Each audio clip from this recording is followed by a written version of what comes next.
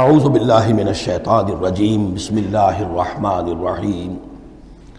وقالت نسوۃ فی المدینہ، اور کہا عورتوں نے شہر کے اندر،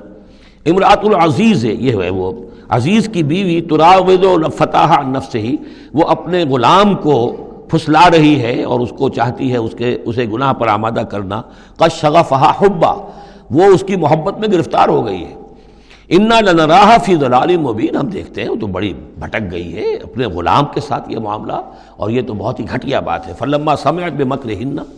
جب اس نے امرأۃ العزیز نے سنی یہ باتیں، میرے خلاف اب یہ چرچے ہو رہے ہیں، تو اس نے چاہا کہ ان سب کا جو چونکہ اوپر کی سوسائٹی تھے وہ سارے کے سارے جو ہیں سوراخ تو سبھی کے ہاں تھے، گندگیاں ہر ایک کے ہاں تھی، لیکن یہ موقع مل گیا عورتوں کو کہنے کا،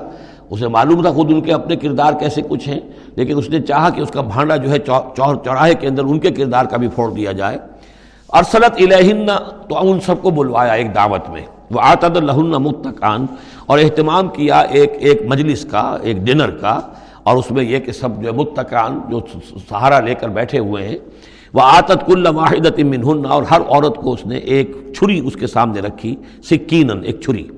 جب کوئی پھل وغیرہ ہوں گے اس کے ساتھ چھری بھی سب کو دی گئی ہے۔ وقالت اخرج علیہن، اور کہا کہ اے یوسف عبداللہ نکلو ان کے سامنے، برآمد ہو، ان کے سامنے آ جاؤ۔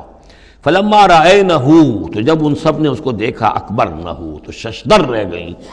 وقطعن ایدیہن، اور ان سب نے اپنے ہاتھ کاٹ لیے۔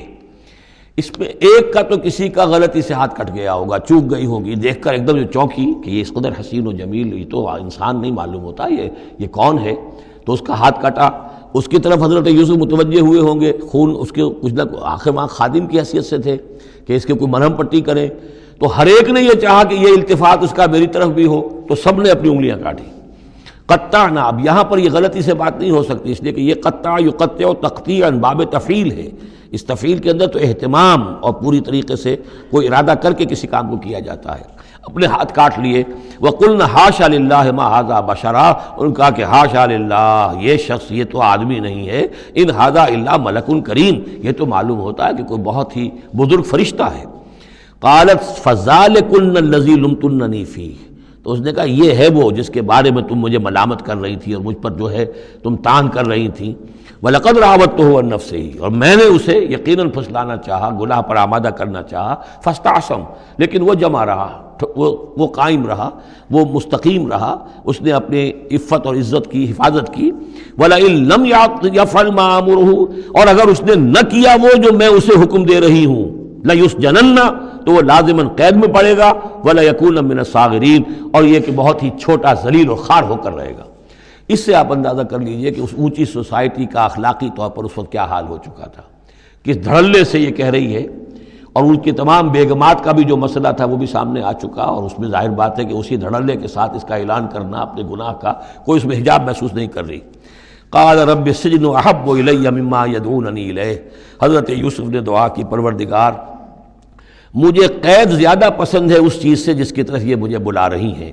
وَإِلَّا تَصْرِفْ عَنِّي كَيْدَهُنَّ، اور اگر اے پروردگار تو نے مجھ سے دور نہ کر دیا ان کی چالوں کو، ان کی فریبوں کو، أَصْبُ إِلَيْهِنَّ، ہو سکتا ہے میں بھی ان کی طرف مائل ہو جاؤں، وَأَكُن مِّنَ الْجَاهِلِينَ، اور میں جاہلوں میں سے ہو جاؤں۔ فَاسْتَجَابَ لَهُ رَبُّهُ، تو اللہ تعالیٰ نے، اس کے رب نے اس کی دعا کو قبول کیا۔ فَصَرَفَ عَنْهُ كَيْدَهُنَّ، اور ان سب کی عورتوں کی جو چالیں تھیں ان سے ان کو بچا لیا۔ انہ هو السمیع العلیم، یقیناً وہی ہے سننے والا اور جاننے والا۔ ثم بدا لهم من بعد ما رأوا الآیات، پھر یہ بات ان پر واضح ہو گئی، منکشف ہو گئی جب یہ ساری نشانیاں دیکھ لیں۔ لَيَسْجُنُنَّهُ حَتَّىٰ حِينٍ، کہ عافیت اسی میں ہے کہ کچھ عرصے کے لیے اسے جیل میں ڈال دیا جائے۔ پبلک سیفٹی کا معاملہ یہی ہے، مصلحت عامہ کا تقاضا یہی ہے، ہم اپنی عورتوں کو تو سنبھال کے نہیں رکھ سکتے، لیکن پبلک سیفٹی کے لیے اس کو جیل میں ڈال